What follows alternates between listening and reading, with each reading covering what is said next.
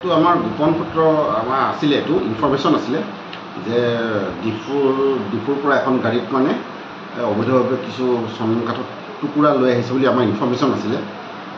তাৰপিছত আমি সেই খবৰটো পোৱাৰ পাছত আমি বৰলাং পাম বিটৰ ওচৰতে আমি থাপ পিটি আছিলোঁ। আমি গাড়ীখন যেতিয়া আহে তেতিয়া আমি গাড়ীখন তালাচী চলাওঁ।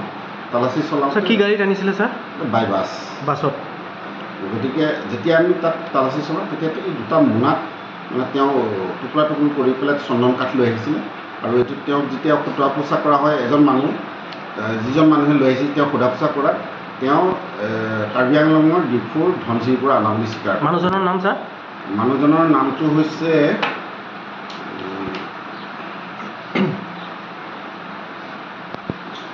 সবিনয় দাস। কিমান কোৱান্টিটি ধৰিছে? এইটো প্ৰায় 29 কেজিমান হ'ব।